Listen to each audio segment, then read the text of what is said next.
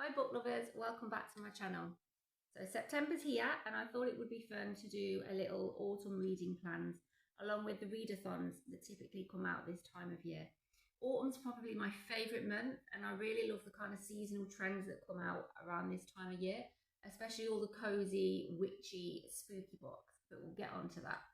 So first of all, I'm going to talk about the books that I'm reading for readathons and book clubs. And so this week, so I've just finished actually the final book in the Dickens Along readathon that's run by Katie Lumsden over at Books and Things, and I'll put a link to her channel below. And that was Charles Dickens' The Mystery of Edwin Drood. This was a really interesting read, but a frustrating one because it's Charles Dickens' final novel, and it gets to page 102, it gets to page 236, and then stops because Charles Dickens died. So we never get to know how it would have ended. It's kind of a murder mystery, although I feel like it's kind of being set up who the villain is. But there's obviously some type of mystery, judging by the title, and we will never know. We will never know the answer to that particular puzzle. It was a really fun read. I feel like this could have been one of Dickens' best. So it was so interesting to read, but it was so frustrating to just get to what would have been the middle of the book and never know how it continues. There's loads and loads of like fan sites online dedicated to theories about how this would have ended. So once I'd finished the book, I kind of went on this entire deep dive into all of those fan theories. So this was quite a fun book to read in the context of a book club. But yeah, I definitely wish he'd been around to write the ending because I think this probably would have been one of his best. So I've just finished that, and that was the Dickens Along Book Club. I'm also in another book club over at Alexandra Rosenwood's channel. Is it Alexandra Rosenwood? Rosalind? I feel like it's Alexandra Rosalind. I will link her below. She runs the Foxenwood book club, and this month we're reading The Spell Shop, which is the kind of cozy witchlet that I was talking about was really popular in autumn, and I really enjoy it this time of year. As far as I know, it's set in a fantasy world, but it's about a young woman who, I think her library, she works in like a kind of Library of Alexandria type place, and it gets burned down. And she then moves to this kind of tiny island in a cottage. And it's kind of a cozy romance, magical adventure. So I'm looking forward to reading that. It's on its way. I've ordered the hardback because the cover just looks gorgeous. So I'm going to look forward to putting that on my shelf. And then there is the readathon for Shorty September. And again, I'll link all the details and the YouTube channel that's hosting this down below. I kind of feel like I'm a bit late to jump in now, even though I know it carries on for the whole month. So if you're new to it, please don't feel like you can't jump in. But there were only a few prompts that I think I've got books on my TBR to fulfill. And because I've got so many books to read over the next few months, I don't want to add more just for a readathon, if that makes sense. But I am going to read 2 books that are quite short and so would fit in for Shorty September. One of the prompts for Shorty September is non-fiction, and the book I'm going to be reading for that is The Reason I Jump. And this is written by a young boy who has autism. I believe he's 13.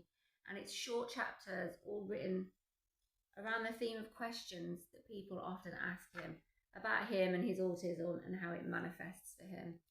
I'm a late diagnosed autistic adult, and my 8-year-old is currently undergoing a referral for an autism assessment. So I thought that this would be really interesting, both from the point of view of someone who was missed in childhood and from the point of view of someone whose child is going through the process. My dog's shaking my camera. Sorry about that. So I thought this would be a really good pick for the non-fiction prompt, and I think it'd be good for anyone who wants to understand more about autism. It's only about 150 pages, quite a big font. So it looks like it's going to be a quick read, but a deep one. I'm looking forward to this. And then I've also chosen a short classic for Shorty September. This has been on my TBR as a reread for months because it's one that I loved as a child, and I only just found out that it was actually written for adults. But we tend to think of it as a children's classic, and that's Black Beauty by Anna Sewell. Anna Sewell was disabled and she relied a lot on her pony and her cart to get around, and she wrote this about the sometimes awful treatment of horses in the Victorian age. It was one of my favourite books as a kid, and so I really want to reread this. Again, it's really short, quite a large font for a classic, and I believe it's about 190 something pages, so definitely within the scope for Shorty September. And then in October, YouTube does Victober, where the prompt, I think, is just to read some Victorian classic literature from either Britain or Ireland. Again, over at Books and Things, Katie Lumsden just did a really nice video, and her and a couple of other YouTube creators have done some specific prompts for people who want to join in with that. One of them is to read something by Arthur Conan Doyle, who of course is most famous for Sherlock Holmes. I have a copy of The Adventures and Memoirs of Sherlock Holmes. I'm not planning on reading the whole thing, but I want to pick out at least 3 or 4 of his short stories because they're quite self-contained. The beauty of the Sherlock Holmes stories is they do usually stand alone, so you can just kind of pick out one and read it. I also find that these are really great to listen to on audiobook because each story only takes a couple of hours. And so I may read one, may listen to one. We'll see how we go. I definitely want to read The Speckled Band. Again, that was a big love in childhood, so I'd like to reread that. I can't remember the whodunit either, so hopefully I won't remember halfway through reading. Also for Victober, another prompt was to read a book that plays around with narrative form. So that could be a book that's written, and this is quite common in Victorian literature, a book that's written in the form of letters, diaries, journals. Is somebody telling somebody else's story.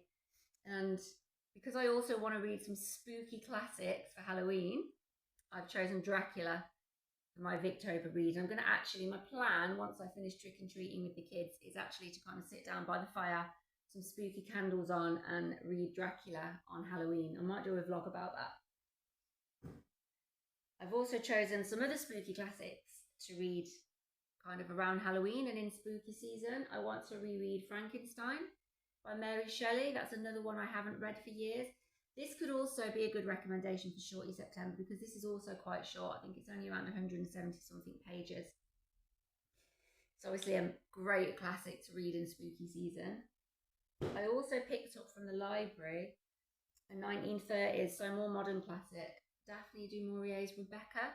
I've watched the Hitchcock film to this, loved it. I've never actually read the book. It's always been one of those on my sort of long-term to-read list. So I saw this at the library the other day and picked this up, and I want to get to this September, October time. I also have a classic to read on my Kindle, and that's again from, I think, either the late 1920s or early 1930s. And that kind of ties in with the witchy theme as well. It's called Lolly Willows, and it's written by a woman called Suvia Townsend Warner.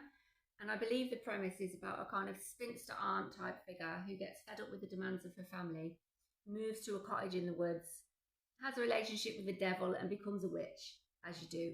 I think it's meant to be kind of funny as well as spooky, so I'm looking forward to giving that a read. That's also quite a short one. And then moving on to contemporary witch lit, I love the fact that so many witchy books come out at this time of year. Witch lit, I think, although we've always loved witches in literature, they're always like a popular trope.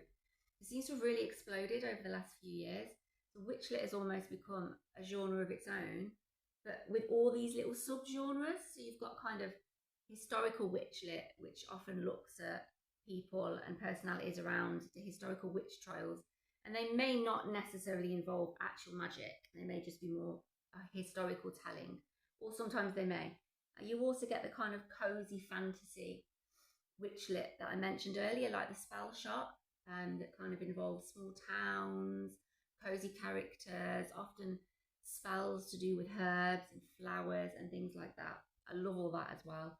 And you also get the kind of feminist witch lit, which again may or may not involve real magic, but is quite often a sort of feminist telling of a popular witchy myth, or it may be set in a fantasy world but kind of features a strong woman. It's this idea of reclaiming the figure of the witch as a kind of feminist icon.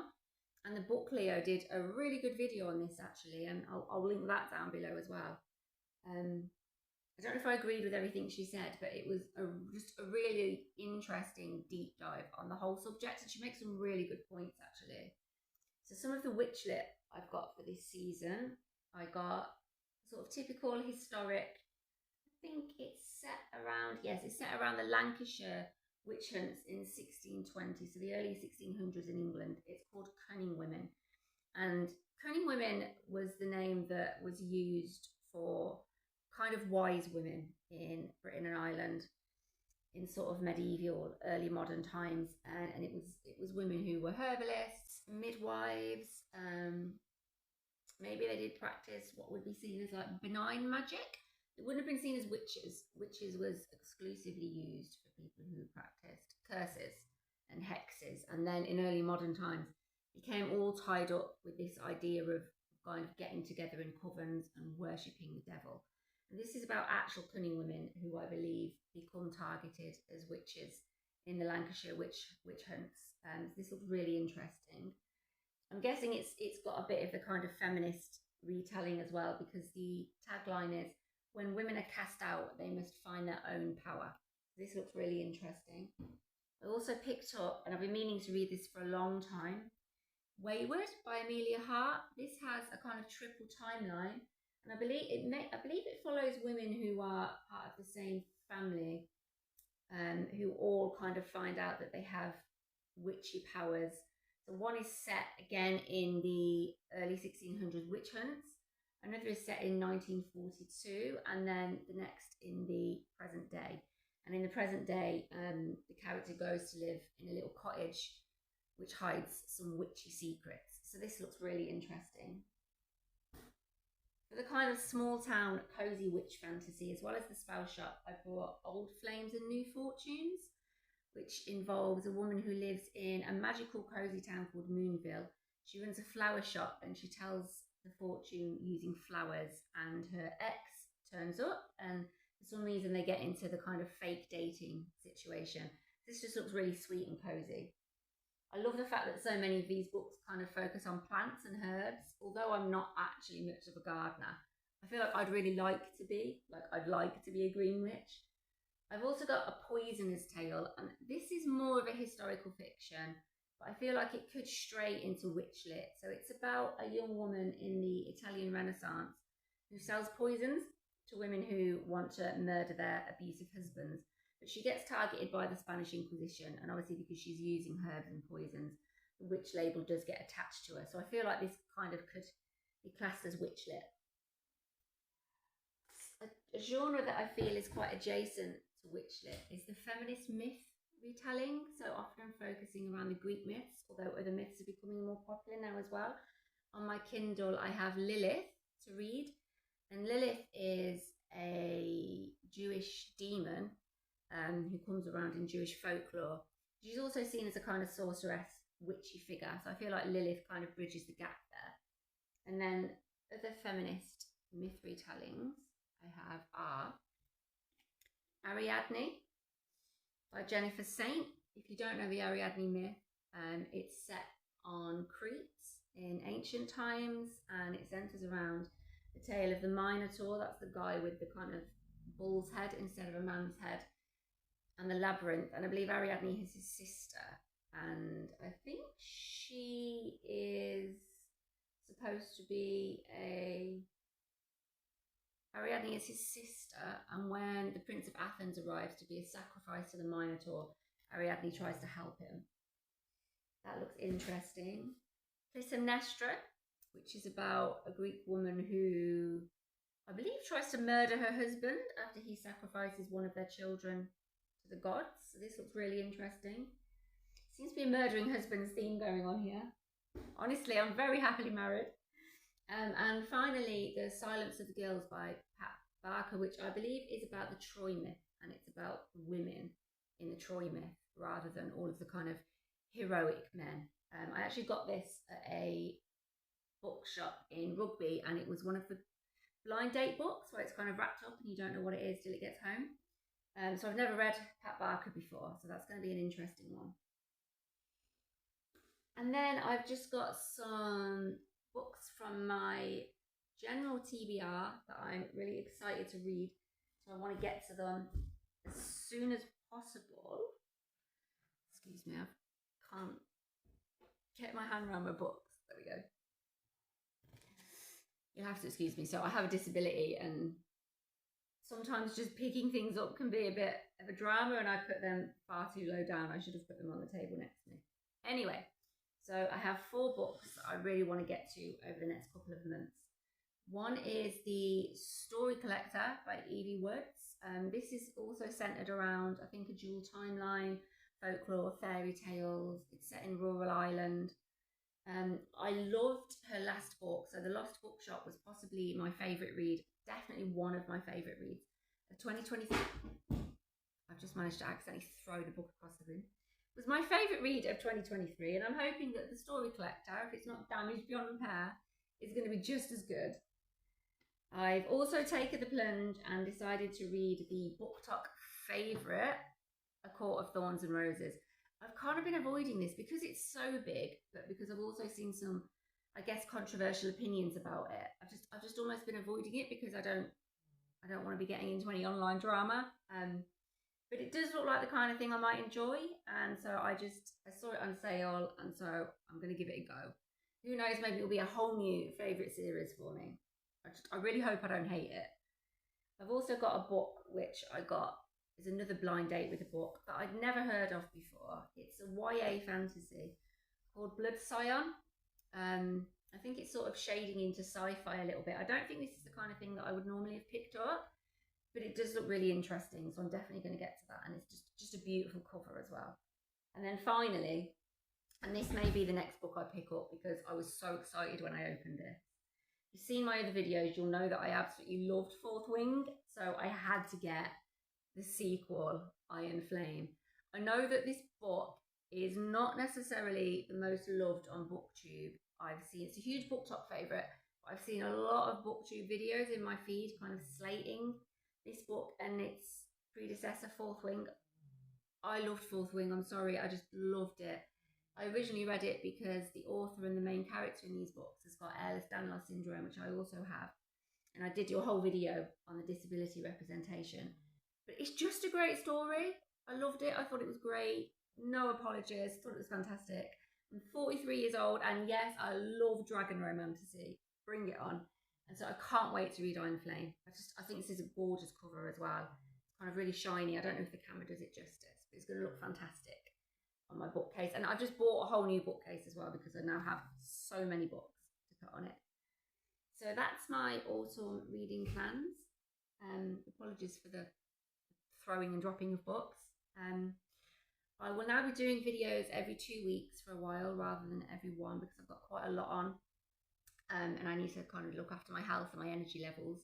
So for a while it will be every 2 weeks, and my next video will be a deep dive, possibly on a specific genre. So if you want to get the notifications for that, see what it is, and you want to watch that, please do subscribe so you get the notifications in your feed. Please do like and share. I'm a new booktuber and it really does help. Thank you. I'll see you soon.